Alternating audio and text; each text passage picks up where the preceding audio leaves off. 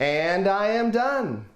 Okay, so I just finished up listening to Jade War by Fonda Lee. This is the second book in the Green Bone Saga trilogy, and I want to give you my unedited thoughts upon finishing the book, which was just now. So this book is incredible. This is a top tier book for me that is going to go down as one of my favorite fantasy books that I've ever read. Very clearly a 5 out of 5, and better than the first book, which I thought was a top tier 5 out of 5 in basically every single way. What made this book so much better, and I'm going to go into much more depth in my specific breakdowns in a little bit, is it's so much more tense. You already know these characters, so they don't have to spend a lot of time doing this character building. And while I do like character building, and it's very necessary for me to enjoy books, I typically like later books in the series because I've already had that development already happen, and we can get major into these plot advancements, which is my favorite part of a good fantasy book. You know, my only thing that I didn't like about this book is I'm getting rather sad that this is only a trilogy. And I don't really know much about this author or if she plans on continuing books in this universe for longer, but I have this in my head that this series doesn't have to wrap up in 3 books. And while this specific little story could do that, I mean, this could be a 10-book series and keep going on in these characters' lives or the next generation below them's lives, and I would be a much happier person. So I am very much regretting the fact that I'm only 1 book away from leaving this trilogy, and that's sad because I am absolutely in love with everything about this book. So let's go into the specific aspects of this book and what I liked and what I didn't like. And I don't know if I'm going to say anything I didn't like because I'm obsessed with what I just read. So the story. Story's going to be an easy 5 out of 5. You know, the first half of this book was a slower pace. And I don't love it when a book goes breakneck speed the entire time, and there's some exceptions to that.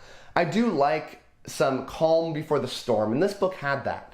You know, at the beginning of this book, I kind of was thinking to myself, where is this story ultimately going? And I don't want to spoil any specific plot lines, but the ending of the last book kind of wrapped up a story. And you could kind of read that book as a standalone if you really wanted to because of where it ended up. And the beginning of the second book, up till about the halfway point, really was tying up those loose ends. And it kind of made me feel as the reader like, okay, we're done now.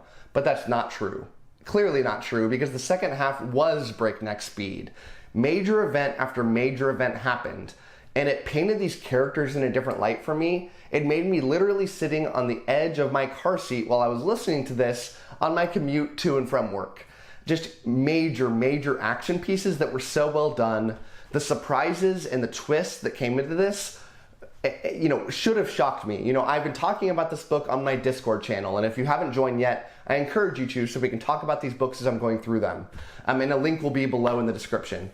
But some of these events happened and I didn't see it coming, and some of the other people in the Discord very clearly did. And I love it when I don't see a twist coming. That's the hallmark of a good twist for me. When I am just floored and I couldn't see at all the setup that was happening here. And that happened in a couple major instances. And I don't want to ruin what they are, but you know, if you've read this book, you'll kind of know what I'm talking about here with some slap you across the face, character defining moments that were just awe-inspiring and how dramatic they were. So, you know, I also liked that there is some time jumps here, and this book itself spans several years, and that's not easy to do.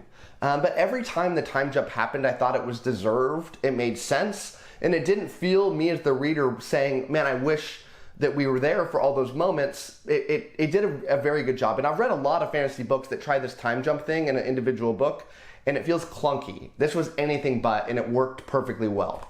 So let's go to the world building. The world building I'm going to give a 4 out of 5.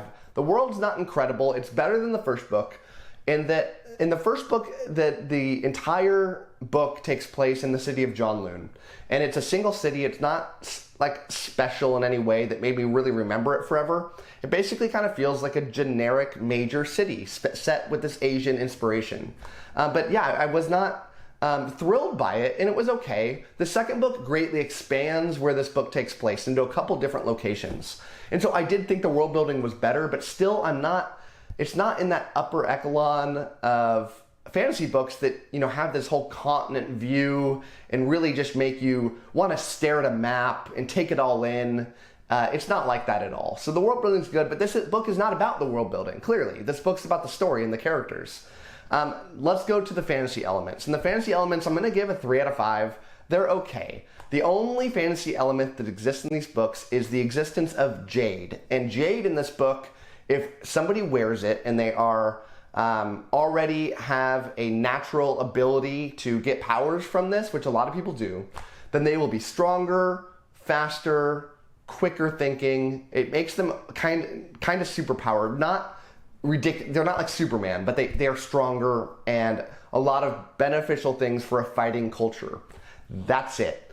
You know, I did think that they implemented in this story better. There were moments when in this book that with Jade, it made that specific story, that mini story work better.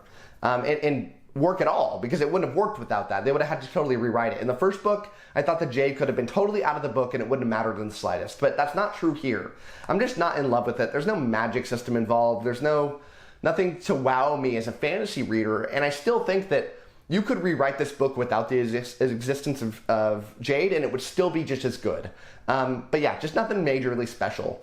Let's go to the characters, and the characters are incredible. This is a 5 out of 5, and that is selling it short. That's how good they are. Fonda Lee knows how to write characters, and she blew it out of the park. And I always say that a multi-POV story that is a magical on the character side is when you finish a point of view chapter, and you don't care who the next point of view is going to be because you're equally invested in all of them. And that's absolutely true here. I thought the character development of all of the major characters here, and there's 3 major ones, and I'll go into them specifically in a moment, all had great character progression. Their plot line advanced in a very good way. Extremely compelling characters that I wanted to read more and more and more about.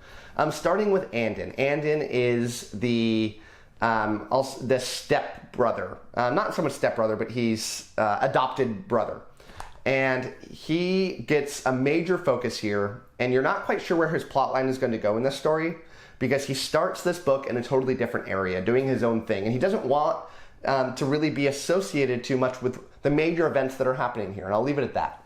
But you know, he takes a major growth as a character, finds himself in a very powerful way to become a much bigger and better person. Not necessarily, I won't say better, better for me as the reader, but you know, you'd have to judge himself on whether he's better or worse. But he's certainly compelling, and I certainly like that. I thought 𝐒𝐫𝐤𝐿 entering this new role of what his new job is in the clan, and I'll leave it at that, it's extremely compelling. You know, he's not this Michael Corleone from The Godfather, which clearly this character is kind of a little bit blend of him in that story. He's a little bit of Sonny also, maybe a little bit more Sonny than Michael, but he is deeply flawed. And while Michael was too, Michael was a much more capable leader than 𝐒𝐿𝐿 is, but I like this flawed character a lot. And I like that he has to rely on other people to be successful. And, you know, there was a couple moments in the story that, you know, I thought I knew who he was in the track he was going, and then I got slapped across the face and said, no, this is who 𝐒𝐿𝐿 is. And it shocked me and awed me, and I loved reading those chapters. And 𝐒𝐫 was the other major character. 𝐒𝐫 is almost the main character in these stories. You know, I don't know if she has the most amount of chapters, but she certainly, for me, she feels like the major focal point of this story, and everything revolves around 𝐒𝐫. And she is the sister who at the beginning of this story had left the family, didn't want to be involved anymore, but found herself back in very early on in the first book. And now she's fully in, and she's fully involved, and she is the most capable of the siblings, but she's a woman, so she can't lead. Although she very clearly would be the best leader of the family, but she's still very flawed. You get to see a romantic angle of her, and I loved her romantic plot. It was I won't say any words to describe what it is. I don't want to ruin anything, but it was very emotional, and I'm always skeptical of a romance plot in a fantasy book. Many times they're done very poorly. This one is top tier, and I love the entire track that one went. But I also love that there was a lot of minor characters featured in the story as well that had these smaller POVs, and I like that a lot. It builds the story so much for me when I can see some different perspectives. I don't need a lot about them, but I loved every time that it kind of split off and did a little detour into what this other character's thinking, doing, planning, etc., and it was very good. The writing quality is spectacular. I thought not just the way that Fonda Lee writes, but the themes that she weaves in as she's writing, and these conflicting but similar ideologies is very good. You know, the first one for me is this aspect of, how should I say it, like family versus duty. And by duty, I mean personal duty. And there's many conflicts that happen in the story where a character is thinking, has a choice to make, that they have to make. You know, will I listen to my family members, or will I listen to what I think is the right thing to do? And sometimes characters choose the family, sometimes they choose the duty, but there's no good choice here. And almost every time they end up in a bind because of it. And even if they chose the other side of it, they would have ended up in a equally compelling bind. And that's a great story for me. That's great writing. The other major theme I thought here was love versus war. And a couple character arcs, and I think the last one that I'd say is like peace versus power.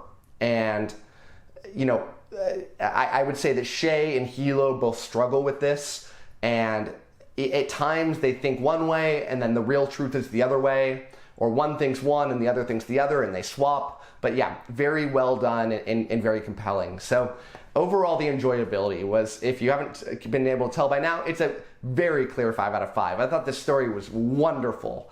I thought it defeated the middle book syndrome, which is so prevalent in fantasy books, that it was wonderful. It was better than the first book, and that is what I want to see. Now, I hope the third book is better than this one, because that would spell a truly all-time great series for me. That's the progression I want to see. The last book being the best. And the second book doesn't have to be better than the first one, but I always feel like the third book should be the best, and that is the hallmark of a great story. And I'm extremely excited to get to it, because I feel like it probably will be. And because my faith in Fonda Lee is, you know, up here. The only bad thing, again, I'm sad that it's almost over. It doesn't have to be Fonda Lee. Come back. You can keep writing the story. There's other characters. You know, you can do a different timeline. You could go down many different things you can do. But if you don't, that's fine. She's probably going to write a banger of a book when she does another one, because her writing is genius. So that's my review. Hope you enjoyed it. And as always, happy reading to you.